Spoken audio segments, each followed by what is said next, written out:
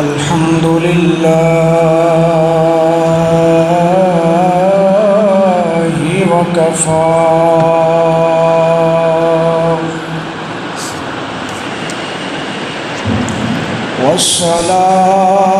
والصلاة والسلام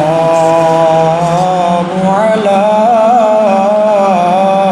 عباده الذين اصطفى وعلى آله وأصحابه أولي الصدق والصفاء والوفاء.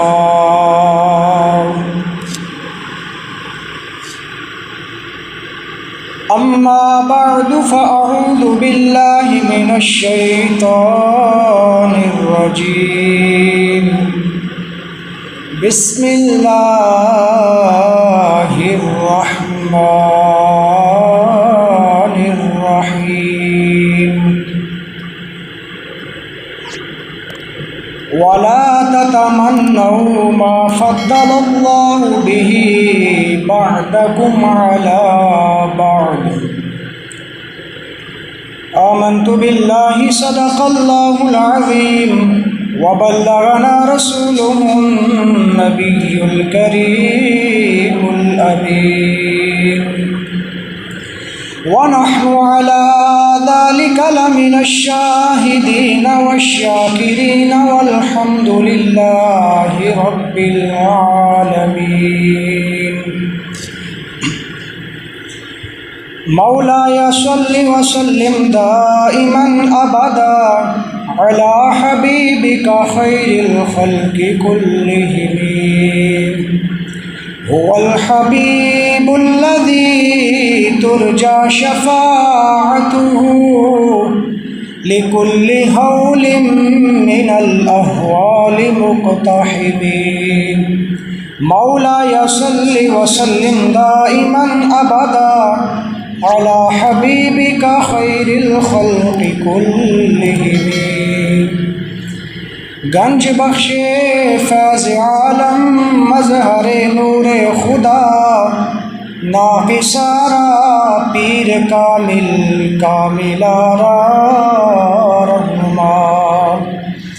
ببرکتہ ان اللہ وملائکتہ یصلون علی النبی یا ایہا الذین آمنوا صلوا علیہ وسلموا تسلیما.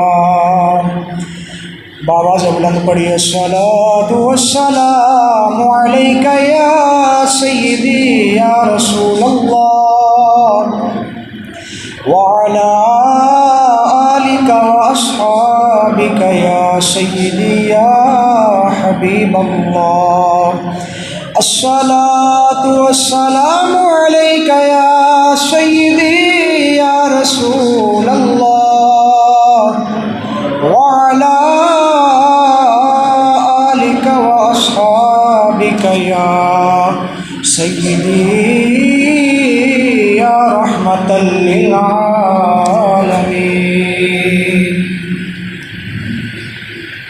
اللہ رب العزت کی حمد و ثنا کے بعد نبی کریم رؤوف الرحیم احمد مجتبی جناب حضرت محمد مصطفیٰ صلی اللہ علیہ وآلہ وسلم کی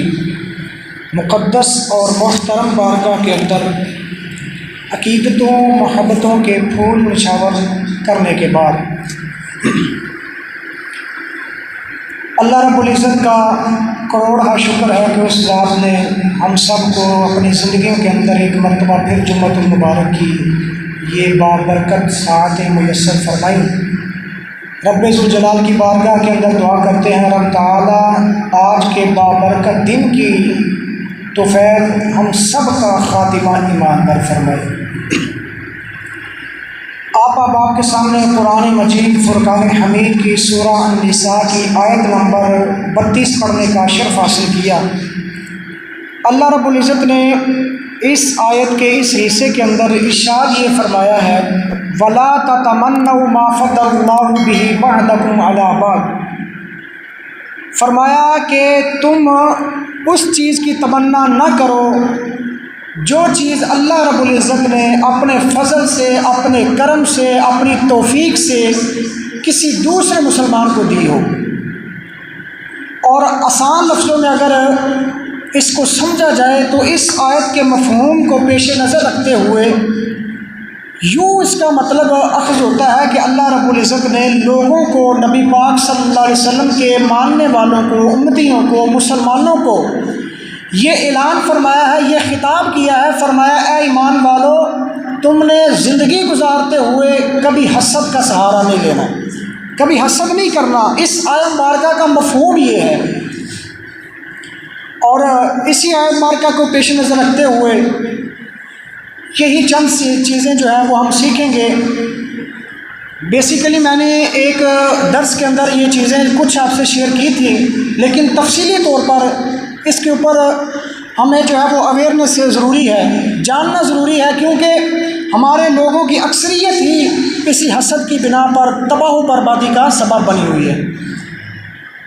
تو آج کی اس مختصر سی گفتگو کے اندر آپ جانیں گے کہ حسد ہوتا کیا ہے، پھر یہ بھی جانیں گے کہ حسد کرنے والوں کا انجام کیا ہوتا ہے، پھر یہ بھی جانیں گے کہ حسد سے بچا کیسے جا سکتا ہے، حسد سے بچنے کی صورتیں کون کون سی ہے کہ جس رستے پر ہم چل کر کے اس بری لعنت سے ہم بچ سکتے ہیں۔ تو ابتداً یہ سمجھیے کہ اللہ رب العزت نے اس آیت مبارکہ کے اندر لوگوں کو یہ اشارہ فرمایا، یہ خطاب فرمایا کہ وَلَا تَتَمَنَّوْا مَا فَضَّلَ اللَّهُ بِهِ بَعْضَكُمْ عَلَىٰ بَعْضٍ، فرمایا اے لوگو، تم اس چیز کی تمنا کیوں کرتے ہو کہ جو چیز اللہ رب العزت نے، میں خود رب نے اپنے فضل سے، اپنی توفیق سے دوسرے مسلمان کو دی ہے۔ اب یہ سمجھنے کی بات یہ ہے کہ حسد ہوتا کیا ہے۔ تو عربی گرامر کی اور جو لغت کی بیسک کتاب ہے، جو بڑی معتمد اور قدیم کتاب ہے جس کا نام ہے لسان العرب، اس کے اندر حسد کی تعریف انہوں نے یہ کی ہے، وہ کہتے ہیں کہ حسد یہ ہے کہ الحسد ان تتمنا زوال نعمت المحسود الیک۔ اب اس کا مطلب یہ ہے کہ حسد اس کو کہتے ہیں کہ یہ ہے کہ اے انسان تو اس چیز کی تمنا کرے کہ جو چیز، جو نعمت اللہ رب العزت نے دوسرے انسان پر کی ہوئی ہے، وہی نعمت اس سے چھن جائے، اس سے وہ زوال پذیر ہو جائے، اور اس سے یو ٹرن لیتی ہوئی، اس سے ڈھونڈتی ہوئی وہ تیرے پاس آ جائے، تو اس کو حسد کہتے ہیں۔ حسد کیا ہے کہ اللہ رب العزت نے اگر کوئی نعمت کسی کو دی ہے تو تمہارا یہ تمنا کرنا کہ وہ نعمت اس سے چھن جائے اور اس سے ختم ہو کر کے وہی ساری نعمت میرے پاس آ جائے، تو اس کو حسد کہتے ہیں۔ اب یہ لعنت کتنی ہے، اللہ رب العزت نے اسی صورت کی ایک اور مقام پر فرمایا ام یحسدون الناس علی ما آتاہم اللہ من فضلہ، یہ آیت نمبر 54 ہے۔ اس کے حصے میں اللہ رب العزت نے فرمایا کہ یا وہ لوگ یہ گمان کرتے ہیں ام یحسدون الناس علی ما آتاہم اللہ من فضلہ، جو اللہ رب العزت نے اپنے فضل سے، اپنی توفیق سے دوسروں کو دیا ہے، یہ اس کو دیکھ کر کے ان سے برداشت نہیں ہوتا، صبر کا مظاہرہ نہیں کرتے، بلکہ شکر بھی نہیں کرتے، اور ساتھ ساتھ جو اس سے چھن جانے کا مطالبہ کرتے ہیں، اس کے چھن جانے کی آرزو کرتے رہتے ہیں۔ فرمایا یہ حاسد ہے۔ ام یحسدون الناس، فرمایا یہ لوگ کیا ہیں، حسد کرنے والے ہیں۔ اور ان دونوں آیتوں کو سامنے رکھتے ہوئے، ان دونوں آیتوں کے مفہوم کو سمجھنے کے لیے کہ ان کے اگر ہم اپوزٹ چلیں گے، حسد نہیں چھوڑتے، حسد کو اپناتے ہیں، تو پھر نبی پاک صلی اللہ علیہ وسلم نے اس حسد کے بارے میں کیا ارشاد فرمایا ہے۔ اللہ کے حبیب صلی اللہ علیہ وآلہ وسلم نے ارشاد فرمایا، آپ فرماتے ہیں الحسد یأکل الحسنات کما تأکل النار الحطب، فرمایا یہ حسد نیکیوں کو اس طرح کھا جاتی ہے جس طرح کہ آگ سوکھی ہوئی لکڑی کو جلدی سے کھا جاتی ہے، جس طرح وہ منٹوں کے اندر راکھ ہو جاتی ہے، اس طرح فرمایا کہ انسان کے نامہ اعمال کے اندر جو چند نیکیاں ہوتی ہیں، حسد کو جب وہ اپناتا ہے، حسد کا جب وہ سہارا لیتا ہے، فرمایا اس کو کچھ فائدہ بھی حاصل نہیں ہوتا، بلکہ خسارے کے طور پر اس کے نامہ اعمال کے اندر جو چند نیکیاں ہوتی ہیں، اللہ تعالیٰ وہ بھی سلب کر کے اس کے نامہ اعمال میں ڈال دیتا ہے۔ یعنی اس سے وہ تمنا یہ کر رہا تھا، خواہش یہ کر رہا تھا کہ جو مال اس کے پاس ہے، جو دولت اس کے پاس ہے، جو نعمت اس کے پاس ہے، اس سے وہ چھن جائے اور چھن کر میرے پاس آ جائے۔ ہوتا ایسا نہیں ہے، بلکہ اس کے اپوزٹ کیا ہو جاتا ہے؟ فرمایا اس کی جتنی اس کے اپنے پاس نیکیاں تھیں نا، وہ نیکیاں چھن کر اس جس کے بارے میں وہ حسد کر رہا تھا اس کے پاس چلی جاتی ہیں۔ تب وہ جس کے بارے میں یہ حسد کر رہا تھا کہ اس کا مال میرے پاس آ جائے، اب اس کو ڈبل فائدہ ہو گیا۔ ایک تو اس کی نعمت اللہ تعالیٰ نے جو دی ہوئی ہے وہ بھی اسی کے پاس ہے، کیونکہ وہ زوال پذیر نہیں ہو سکتی، اس لیے کہ وہ اللہ نے دی ہے۔ اور نبی پاک صلی اللہ علیہ وسلم نے ارشاد فرمایا کہ جس انسان کو عزت میرا رب دے دے اور پھر اس کے مقابلے میں پوری کائنات کھڑی ہو جائے اس کو ذلیل کرنے کے لیے، فرمایا کبھی اس کو وہ ذلیل نہیں کر سکتے، کیونکہ اس کو عزت میرے رب نے دی ہے۔ اور پھر فرمایا اگر دوسرے مقابلے میں ایسا شخص ہو کہ جس کے مقدر میں اللہ رب العزت نے ذلت لکھ دی ہو، ساری کائنات کے پروٹوکول اس کے ذمے رکھ دو، ساری کائنات اکٹھی ہو کر کے اس کو پروٹوکول دینا شروع کر دے، اس کو عزت سے نوازنا شروع کر دے، جناب اس کی عزت افزائی کرنا شروع کر دے، تو وہ دنیا کے اندر کبھی کامیاب نہیں ہو سکتا، دنیا کے اندر کبھی وہ عزت والا نہیں ہو سکتا، کیونکہ میرے رب نے اس کو ذلیل کر دیا ہے۔ میرے رب کی طرف سے اس کو ذلت مل چکی ہے، اس کے اوپر ذلت مسلط ہو چکی ہے۔ تو پتہ چلا جس کے اوپر رب تعالیٰ انعام کر دے، جس کو رب ذوالجلال اپنی نعمتوں سے اپنے فضل سے نواز دے، وہ کبھی پھر اس سے چینج نہیں ہو سکتی، چاہے ساری کائنات مل کر کے آ جائے۔ تو اب دیکھو وہ جو حسد کرنے والا شخص ہوتا ہے، وہ بنیادی طور پر اس کی خواہش یہی ہوتی ہے کہ میری طرف سے جو ہے وہ یہ آرزو ہے کہ اس کا مال چھن کر کے میرے پاس آ جائے۔ وہ بھی نہیں ہوتی، صرف آرزو ہے، وہ آرزو کی حد تک ہے، اپنی تمنا تک ہی ہے، صرف وہ آگے اس کے اوپر کوئی جو ہے وہ نافذ نہیں ہو رہا، نہ ہی اس کا مال اس کے پاس آ رہا ہے، بلکہ اس کو تو وہی ملے گا جو میرے رب نے اس کے نامہ اعمال کے اندر لکھ دیا ہے۔ اور یاد رکھو مسلم شریف کے اندر حدیث پاک ہے، نبی پاک صلی اللہ علیہ وسلم نے یہ ارشاد فرمایا، اور بورڈ کے اندر جو 12ویں کی اسلامیات کی کتاب ہے اس کے اندر بھی حدیث پاک ہے، پڑھائی جاتی ہے۔ نبی کریم صلی اللہ علیہ وسلم نے ارشاد فرمایا کہ انسان جب 40 دن کا ہوتا ہے تو پھر وہ نطفہ ہوتا ہے، پھر جب اگلے 40 دن گزرتے ہیں تو پھر وہ جمع ہوا خون ہو جاتا ہے، پھر جب اس سے اگلے 40 دن آتے ہیں یعنی 120 دن کا ہو جاتا ہے تو پھر وہ ایک جمع ہوا گوشت کا لوتھڑا ہوتا ہے۔ جب وہ گوشت کا لوتھڑا بن جاتا ہے تو اللہ رب العزت فرشتے کو بھیجتا ہے، پھر اس کی طرف 4 چیزیں لکھی جاتی ہیں۔ ان میں پہلی یہ ہوتا ہے کہ اس کے اندر روح پھونکی جاتی ہے نا، پھر رب ذوالجلال اس کے بارے میں لکھ دیتا ہے کہ اس کا رزق کتنا ہونا ہے، پھر یہ بھی لکھا جاتا ہے کہ اس نے کب مرنا ہے، اس کی زندگی کا کرائٹیریا کتنا ہے، یہ بھی لکھ دیا جاتا ہے، اور پھر یہ بھی لکھ دیا جاتا ہے کہ اللہ رب العزت نے اس کو رزق کتنا ادا کرنا ہے اور کب دینا ہے اور کتنا دینا ہے اور کیا کیا چیز دینی ہے۔ تو سب چیزیں اللہ رب العزت نے جب انسان کو اس کے مقدر میں اس کے پیدا ہونے سے پہلے بھی لکھ دی ہے تو پھر وہ اس سے تبدیلی نہیں ہو سکتی۔ تو پھر اس کے باوجود یہ آرزو کرنا، یہ تمنا کرنا کہ جناب اس کے پاس جو پراپرٹی ہے وہ میرے پاس آ جائے، اب یہ بھی ضروری نہیں ہے کہ تمنا جو ہے، یہ آرزو جو ہے، یہ حسد جو ہے وہ کسی صورت میں بھی ہو سکتا ہے۔ ایک ڈاکٹر ہے تو وہ دوسرے ڈاکٹر کو دیکھ کر کے بھی حسد کر سکتا ہے کہ جناب اس کے پاس پیشنٹ زیادہ آتے ہیں، میرے پاس نہیں آتے، تو اس اعتبار سے جناب وہ اویئرنیس کرنا شروع کر دے گا، لوگوں کے اندر جو ہے وہ افواہیں پھیلانا شروع کر دے گا کہ اس کے ہاتھ میں شفا نہیں ہے، یا یہ دوائیاں جو ہے وہ 2 نمبر دیتا ہے، بظاہر وہ اس طرح کرتا رہتا ہے، لیکن جو رزق پیشنٹ کی صورت میں اللہ رب العزت نے اس کے لیے لکھ دیا ہے وہ اس کو کوئی بھی ختم نہیں کر سکتا۔ آپ دیکھتے ہیں کہ ایک مارکیٹ میں ہم داخل ہوتے ہیں، اس میں 100 دکانیں ہوتی ہیں کپڑوں والوں کی۔ اب دیکھا جائے تو اگر ایک جگہ پہ کپڑے کی دکان ہے تو دوسرا دکان وہاں پہ شروع ہی نہ کرے، کیوں جناب یہاں پر کپڑے کی دکان ہے لیکن مجھے ڈالنے کی کیا ضرورت ہے؟ لیکن وہ نہیں، وہ کیوں 7 دکانیں رکھتے ہیں؟ ان کا ایک کانسیپٹ یہ ہوتا ہے کہ رزق دینے والی ذات کیا ہے؟ وہ اللہ کی ہے۔ وہ جو خریدار آئے گا، جو پرچیزنگ کرنے کے لیے آئے گا،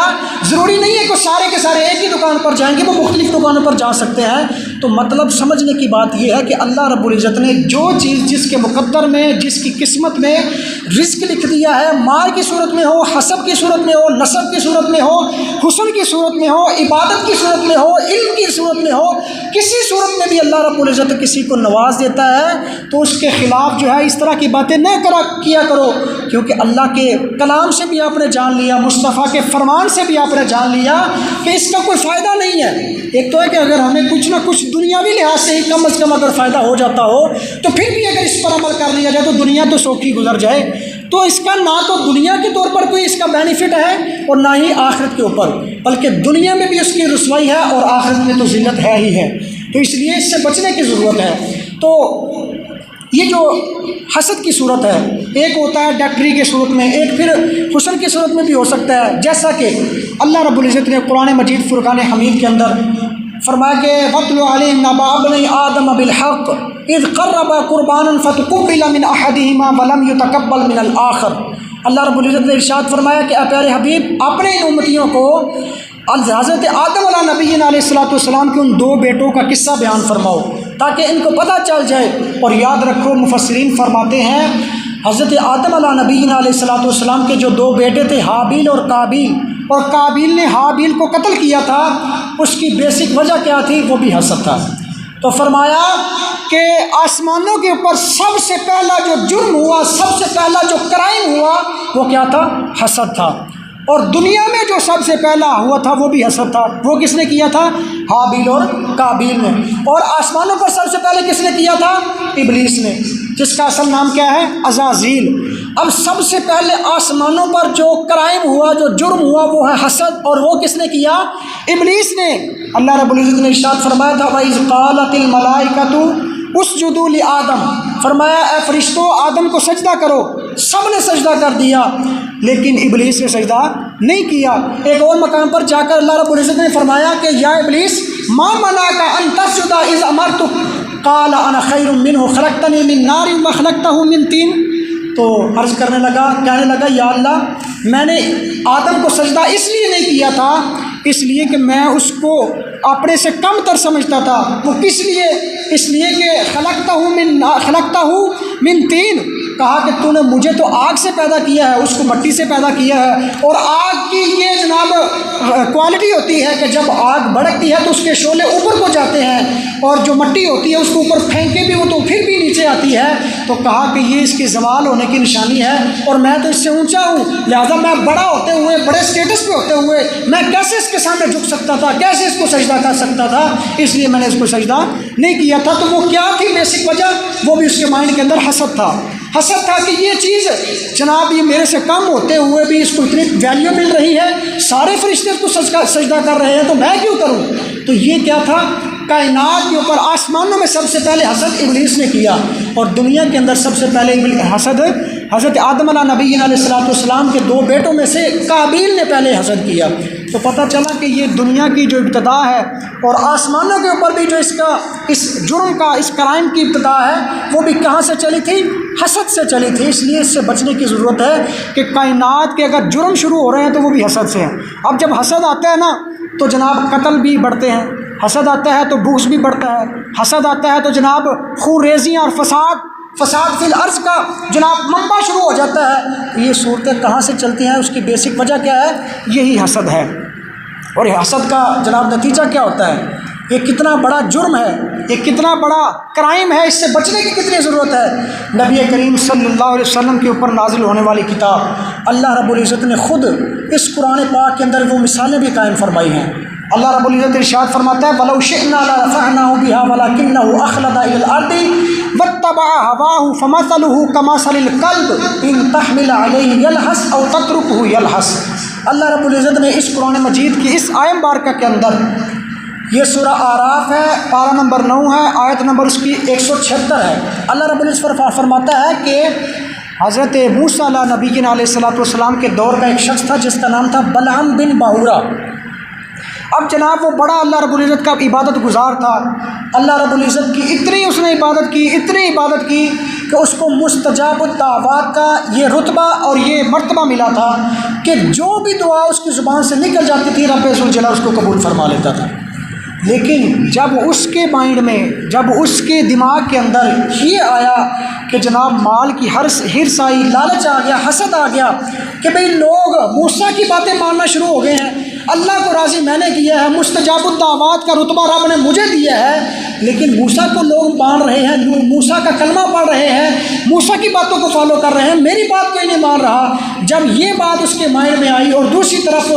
وہ جو بنی اسرائیل والے تھے، جب انہوں نے اس کو لالچ دیا مال کا کہ تو موسیٰ کے خلاف دعا کر دے، جب یہ چیزیں اس کے پاس آئی حسد کی صورت میں، تو دیکھیں اللہ رب العزت نے اس کا انجام کیا کیا۔ پھر اس کی مثال رب ذوالجلال نے قرآن پاک کے اندر بیان فرما دی، فرمایا اس شخص کی مثال ایسے ہے کہ جب اس کے اوپر کوئی شے حملہ کرے تب بھی اس کی زبان باہر ہوتی ہے، جب اس کے اوپر کوئی چیز حملہ نہیں بھی کرتی پھر بھی اس کی زبان باہر ہوتی ہے۔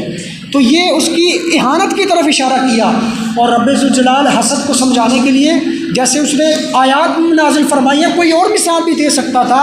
لیکن دنیا کا ذلیل ترین جانور جو کتا جس کو سمجھا جاتا ہے، اس کی مثال دے کر اللہ رب العزت نے اس کی اہانت کی طرف، اس کی کراہت کی طرف اشارہ کیا ہے۔ لوگوں،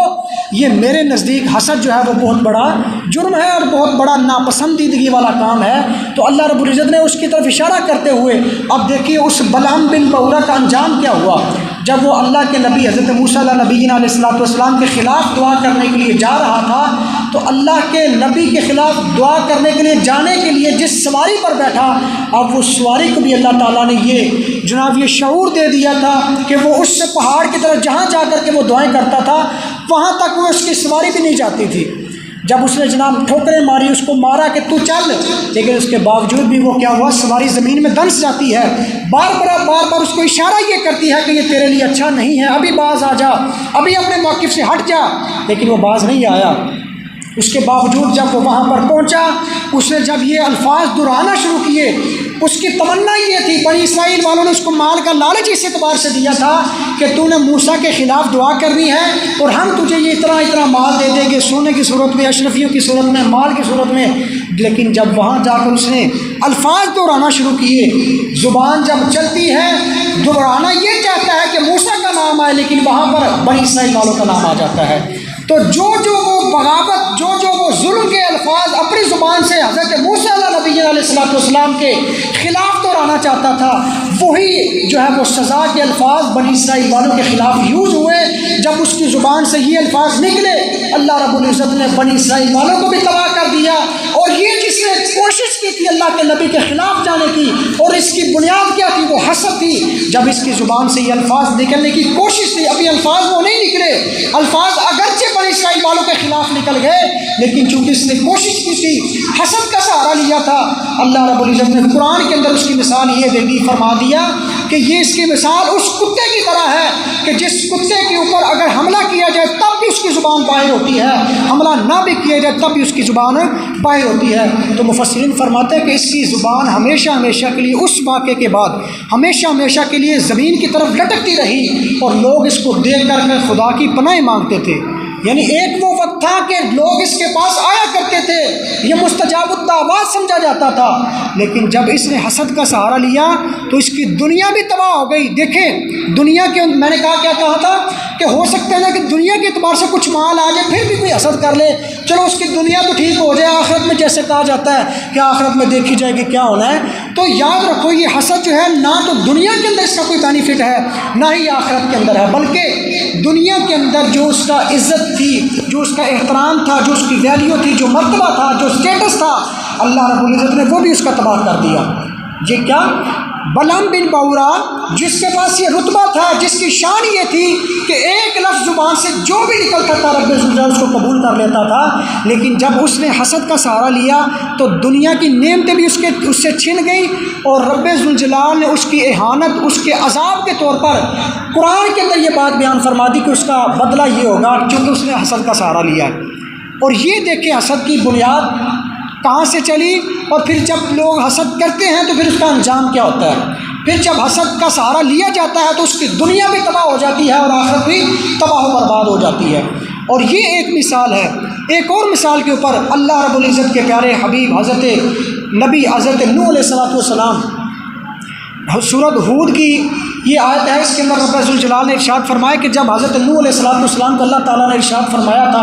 کہ جب وہ طوفان آ جائے پانی والا تو تم نے اپنی اس کشتی کے اندر لوگوں کو سوار کر لینا ہے، تو اللہ رب العزت نے ارشاد فرمایا قُلْ نَحْمِلُ عَلَيْهَا زَوْجَيْنِ اثْنَيْنِ، ہم نے حکم دیا کہ اس کشتی کے اوپر دو جوڑے سوار کر لو۔ اب تفسیر حقی کے اندر علامہ اسماعیل حقی رحمۃ اللہ تعالیٰ علیہ تفسیر روح البیان میں یہ ارشاد فرماتے ہیں کہ جب حضرت نوح علیہ السلام نے ان دوڑوں کو اس کشتی کے اندر سوار کیا تو آپ دیکھتے ہیں، آپ نے دیکھا کہ ایک طرف ایک بوڑھا سا بابا ہے، تو حضرت نوح علیہ السلام نے فرمایا کہ اے بابا، تجھے تو میں نے سوار نہیں کیا، میں نے تو جوڑا جوڑا سوار کیا ہے، تو کون ہے، کہاں سے آیا ہے؟ اس نے کہا کہ میں ابلیس ہوں اور بابے کے روپ میں آیا ہوں۔ تو فرمایا تیرا پلان کیا ہے، کیا کرنا ہے؟ اس نے کہا میں اس کشتی پر اس لیے سوار ہوا ہوں کہ جو بھی اس کشتی کے علاوہ ہوں گے وہ تو پانی میں غرق ہو جائیں گے، تو میرا مشن جو ہے، جو میں نے رب کے خلاف یہ کہا ہوا ہے لَأُضِلَّنَّهُمْ وَلَأُمَنِّيَنَّهُمْ وَلَآمُرَنَّهُمْ فَلَيُبَتِّكُنَّ آذَانَ الْأَنْعَامِ، کہا کہ میں نے تو یہ قسم اٹھائی ہوئی ہے کہ یا اللہ میں تیری بارگاہ سے اگر دھتکارا جا رہا ہوں تو تیرے ماننے والے جو ہوں گے میں ان کے اوپر حملہ کروں گا، میں ان کو تیرے راہ سے ہٹانے کی کوشش کروں گا۔ کہا کہ میں تیری کشتی پر اس لیے سوار ہوا ہوں کہ میں تیری کشتی کے اوپر سوار ہوں گا، پھر جب اس کی جنریشن آگے بڑھے گی، نسل آگے بڑھے گی، میں 5 کام کروں گا، اور اگر تو چاہے اے نوح تو ان میں سے 3 کام تو میں تجھے بتا سکتا ہوں لیکن 2 کام میں نہیں بتاؤں گا۔ تو اللہ رب العزت نے وہی فرمائی اے نوح اس ابلیس سے کہو کہ وہ 3 کام مجھے نہ بتا، وہ جو 2 کام تو نہیں بتانا چاہتا نا وہ 3 کے بدلے میں وہی 2 مجھے بتا دے۔ کیا وہ جو پہلے تمہیں 3 بتانے تھے تو کہتا تھا کہ 3 بتا سکتا ہوں 2 نہیں بتا سکتا، فرمایا کہ اے نوح اس ابلیس سے کہو کہ وہ 3 بتانے کی ضرورت نہیں ہے، وہ 3 چھوڑ دو، وہ جو 2 تو نہیں نہ بتانا چاہتا وہ 2 مجھے بتا دے کہ وہ 2 کون سے کام ہیں۔ اب اس ابلیس نے کہا کہ وہ 2 کام یہ ہیں کہ جن کے اوپر مجھے 100% جو ہے جناب پورا ایکسپیرینس بھی ہے اور پورا مجھے ان کے اوپر اعتماد بھی ہے کہ میں ان کا سہارا لے کر کے تمہاری ساری آنے والی قوموں کو، آنے والی نسلوں کو تباہ و برباد کر سکتا ہوں۔ تو حضرت نوح علیہ السلام نے فرمایا وہ ایسی کون سی 2 ہتھیار ہیں تیرے، 2 ایسی چیزیں کون سی ہیں کہ جن کی بنا پر تو پوری کائنات کو جناب اپنے نرگے میں لے سکتا ہے، اپنے کرائٹیریا میں کر سکتا ہے، اپنی طاقت کو ان کے اوپر استعمال کر سکتا ہے، وہ کون سی 2 چیزیں ہیں؟ اس ابلیس نے کہا وہ میرے جو 2 ہتھیار ہیں نا ان میں سے ایک حسد ہے اور دوسرا حرص ہے۔ کہا ایک حسد ہے جس کی بنیاد پر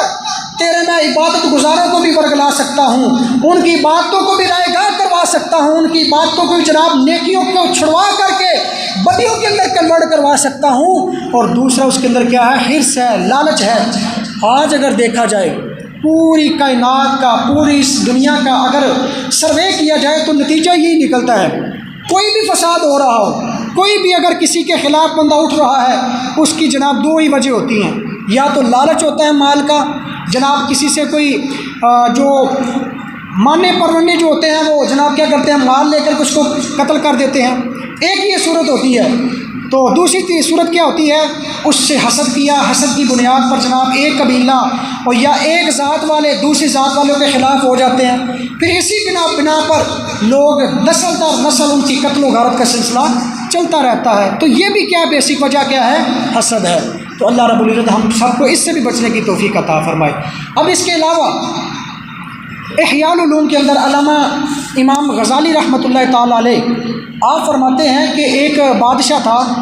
اس کے پاس ایک اس کا ماننے والا تھا، وزیر تھا، جو ہر روز اس کے پاس آتا اور اس کو ایک نصیحت کیا کرتا تھا، آ کر کے کہتا کہ اے بادشاہ جو تجھ پر احسان کرے تو بھی بدلے میں اس کے اوپر احسان کر، لیکن جو تجھ پر احسان نہیں کرتا، جو تجھ پر ظلم کرتا ہے یا برائی کا سامنا کرتا ہے، کہا اس کے خلاف کوئی مقدمہ نہیں کرنا۔ کہا کیوں؟ اس بندے نے کہا اے بادشاہ جو احسان کرتا ہے اس کو تو بدلے میں احسان کرنا، یہ تو تمہاری خصلت میں ہونا چاہیے تو کہ بادشاہ ہو، اور جو برائی کرتا ہے اس کے خلاف کوئی مقدمہ نہ کرو، اس کو اس کے حال پر چھوڑ دو۔ کیوں؟ اس لیے کہا کہ اس کی سزا کے طور پر اس کی وہ برائی ہی کافی ہے۔ کیا؟ اس کے سزا کے طور پر اس کے پاس جو برائی ہے وہی کافی ہے، تمہیں سزا دینے کی ضرورت نہیں ہے۔ تو روزانہ کا اس کا کام یہ تھا کہ یہ نصیحت جو ہے وہ بادشاہ کو کیا کرتا تھا۔ کچھ لمحہ گزرے، کچھ عرصہ گزرا،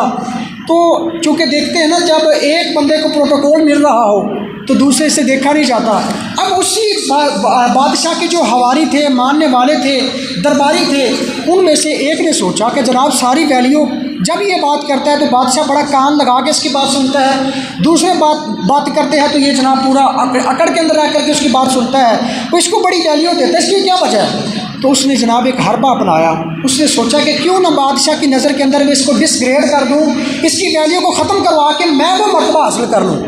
جب یہ بات اس نے سوچی تو اس نے کیا کیا، اس نے بادشاہ کے پاس جا کر کے کہا، اے بادشاہ، جس کی تم باتیں بڑی کان لگا کر کے سنتے ہو، جس کی بات کو تم بڑی ویلیو دیتے ہو، بڑے احترام کے ساتھ سنتے ہو اور بڑی جناب اس کی بات پر عمل کرتے ہو، کہا وہی جو بندہ ہے نا وہ تمہارے خلاف جا کر کے گرتے کرتا ہے، لوگوں کے وہ جناب تمہارے خلاف جا کے ابھارتا ہے، لوگوں کے خلاف باتیں کرتا ہے۔ جب اس نے یہ چغلی کی نا، غیبت کی، تو جب یہ بات کر کے ادھر سے چلا، اب ادھر سے اس نے اپنا کام پورا کر لیا، دوسری طرف سے اس نے کیا کیا، اسی درباری کو جس کی بات کو بادشاہ سنا کرتا تھا اس کو اپنے گھر میں لے گیا، اور گھر لے جا کر کے جناب اس نے پوری جناب اپنا جو کھانا اس کو طعام پیش کیا تھا اس کے اندر کچا لہسن ڈال دیا۔ اب کیا کیا، بادشاہ کو ادھر سے اس نے کہا تھا کہ ایک تو تمہارے خلاف غیبتیں کرتا ہے، دوسری بات یہ ہے کہ جب وہ لوگوں کو بتاتا یہ ہے کہ بادشاہ سے جب میں بات کرتا ہوں نا تو اس کے منہ سے بو آتی ہے، اس کے جسم سے بدبو آتی ہے، لہٰذا اس طرح تمہاری وہ بدخواہیاں جو ہے نا وہ لوگوں سے جا کے کرتا ہے۔ جب ادھر سے اس نے اپنا کام کر لیا، ادھر سے اس کو کچا لہسن کھلا دیا، اس نے کہا بادشاہ میری بات پہ اگر یقین نہ ہو تو کل جب وہ تمہارے پاس آئے گا نا، یا ابھی تمہاری نشست کے اندر جب آئے گا تو دیکھ لینا، مجھے تم سچا ہی پاؤ گے۔ جب جناب ایسی بات ہوئی، اس نے کچا لہسن کھلا دیا تھا۔ اب وہ درباری جب بادشاہ کے پاس آیا، آ کر کے اس نے کیا کیا، جب بادشاہ کے قریب ہو کر کے بات کرنے لگا نا، اس نے اپنے منہ کے آگے ہاتھ رکھ لیا۔ اب اس کا کنسیپٹ یہ تھا، اس کا نظریہ یہ تھا، اس نے سمجھا یہ تھا کہ چونکہ مجھے اب اس نے کچا لہسن کھلا دیا ہے، میں جب بات کروں گا تو بادشاہ وقت ہے تو جناب اس کو بدبو محسوس ہوگی، وہ ناپسندیدگی کا اظہار کرے گا، لہٰذا میں اپنے منہ کے آگے ہاتھ رکھ کے بات کر لیتا ہوں۔ جب اس نے یہ کام کیا تو ادھر سے چونکہ پہلے وہ اس بادشاہ کو بتا کے کیا ہوا تھا کہ وہ ایسے کرے گا کہ تم سے اس کو بدبو آتی ہے، ایسا وہ سمجھتا ہے، لہٰذا وہ ایسے کرے گا، اپنے منہ کے آگے ہاتھ رکھ لے گا۔ تو جناب ادھر سے بھی اس کا حربہ کامیاب، ادھر سے بھی حربہ کامیاب۔ اب جب اس کی بات ہوئی تو جناب اس بادشاہ کو 100% یقین ہو گیا کہ یہ بات تو ٹھیک ہے، یہ میرے سامنے آ کے مجھے رسیدیں کرتا ہے، باہر جا کے لوگوں کو بتاتا ہے کہ بادشاہ کے جسم سے بدبو آتی ہے، کہا کہ اس کا کوئی حل نکالنا پڑے گا۔ اب جب وہ جناب اپنی نصیحت حسب معمول کر کے چلا گیا تو اس بادشاہ کا معمول یہ تھا، جب بھی کسی کے اوپر انعام و اکرام کرنا ہوتا تو اپنے ہاتھ سے لکھتا تھا کہ اس کو یہ بھی دے دیا جائے، اس کو یہ بھی دے دیا جائے، اس کو یہ بھی دے دیا جائے۔ لیکن جب اس نے کسی کے اوپر کوئی سزا نافذ کرنی ہوتی تھی، اپنے وزیر کی ڈیوٹی لگاتا تھا، اپنی منشی کی ڈیوٹی لگا دیتا تھا۔ لیکن اس نے خلاف معمول اس دن کام یہ کیا، اس نے سوچا یہ کہ جب میں اس کو سب سے زیادہ ویلیو دیتا ہوں، سب سے زیادہ جناب اس کی بات کو اہمیت دیتا ہوں، اس کے باوجود بھی یہ لوگوں کو جا کے میرے خلاف بھڑکاتا ہے اور لوگوں کو یہ بتاتا ہے کہ میرے جسم سے بدبو آتی ہے۔ جب اس نے یہ سوچتے ہوئے کہا کہ جب یہ میں اس کو سب سے زیادہ اہمیت دیتا تھا تو اس کی سزا ہی میں خود بھی متعین کروں گا، سزا بھی میں خود ہی لکھوں گا۔ اب جناب آج اس نے خلاف معمول وہ کام یہ کیا کہ اس کی سزا کے طور پر لکھ دیا، اس جناب اپنے وزیر کے پاس لکھ دیا کہ جب بھی یہ خط لے کر آنے والا تیرے پاس پہنچے تو خط پڑھتے ہی اس کو قتل کر دو۔ اب یہ کہا کہ بھی اے وزیر، تو نے یہ خط نہیں پڑھنا، یہ جس کی طرف میں بھیج رہا ہوں نا اس کو جا کر کے دینا کوئی پڑے گا۔ اب جا کر جب یہ خط لے کر کے اس دربار سے باہر نکلا، باہر نکلتا ہے تو دیکھتا ہے کہ وہ سامنے وہی شخص آ رہا ہے۔ اب وہ شخص یہ سمجھتا تھا کہ بادشاہ نے خط دیا ہے، تو چونکہ بادشاہ جب خط لکھتا ہے تو اس کا مطلب یہ ہوتا ہے کہ انعام و اکرام دیے جاتے ہیں۔ اب جو اس کو یہ نہیں پتا تھا کہ آج خلاف معمول اس کے اوپر سزا لکھی ہوئی ہے۔ اب وہی جس نے خلاف بڑکایا تھا نا، اس نے کہا کہ انعام و اکرام کی بات ہے، میں انعام و اکرام لے کر کے آتا ہوں، بادشاہ کچھ اس میں سے انعام و اکرام مجھے بھی دے دے گا۔ اب جناب اس کے مائنڈ میں جب یہ لالچ آیا تو اس نے کیا کیا، اسی درباری سے کہا کہ یہ خط مجھے دے دو، میں لے کر کے جاتا ہوں۔ اس نے کہا کہ بھی بادشاہ نے تو ڈیوٹی میری لگائی ہے، لیکن چونکہ تم جانا چاہتے ہو لہٰذا میں تمہارا دل نہیں دکھاتا، یہ خط تم لے جاؤ۔ جناب اب وہ خط لے کر کے جب وہ اس وزیر کے پاس پہنچا، اس نے جب خط نکالا پڑھا، اس کے اوپر کیا لکھا تھا، یہ خط لے کر کے آنے والا جب بھی تمہارے پاس پہنچے تم میرا یہ حکم نامہ پڑھ لو تو اس کو قتل کر دو۔ کیوں؟ اس لیے کہ یہ میرے خلاف لوگوں کو بھڑکاتا ہے۔ اب جناب جب اس نے خط پڑھا اس نے کہا کہ اے خط لے کر کے آنے والے، تیرے خلاف سزا کا اللہ بادشاہ نے حکم دے دیا ہے۔ اب وہ جناب بھاگنے لگا۔ اس نے کہا او بھائی یہ خط میں نہیں لے کے آیا تھا، خط کسی اور کا تھا، کسی اور کو بادشاہ نے دیا تھا، خط تو میں ویسے اس سے پکڑ کے لے آیا ہوں، لہٰذا میں اسی کو لے کے آتا ہوں۔ اس وزیر نے کہا جناب اب تو بادشاہ نے حکم کر دیا ہے، اب بادشاہ کے حکم کے خلاف ہم نہیں جا سکتے، تم 100 روپے بھی اپناؤ، اب سزا تمہیں بھگتنی پڑے گی۔ اب جناب کیا ہوا، اسی خط کے مطابق اس وزیر نے اپنے آگے مشیروں کو بلایا اور اپنے ان کو بلا کر کے کیا کہا، اس کو ابھی قتل کر دیا جائے، اس کی گردن اڑا دی جائے۔ اب یہ رپورٹ جب اس بادشاہ تک پہنچی، اگلا دن ہوا تو وہی حسب معمول نصیحت کرنے والا وہ پھر دربار پہ آ گیا۔ وہ بادشاہ کہنے لگا بھائی میں نے تو تیرے خلاف سزا کا حکم لے کر کے بھیجا تھا، تجھے اس نے سزا نہیں دی۔ اس نے بتایا بادشاہ میں جب وہ خط لے کر کے دربار سے باہر نکلا تھا تو آگے سے وہی جو ہے وہ درباری ایک اور آ گیا تھا، اس نے کہا کہ میں لے کر کے جاتا ہوں۔ تو بادشاہ نے پوچھا کہ بھئی بادشاہ تم نے اس کے اندر لکھا کیا تھا؟ اس نے کہا کہ میں نے اس کے اندر لکھا تھا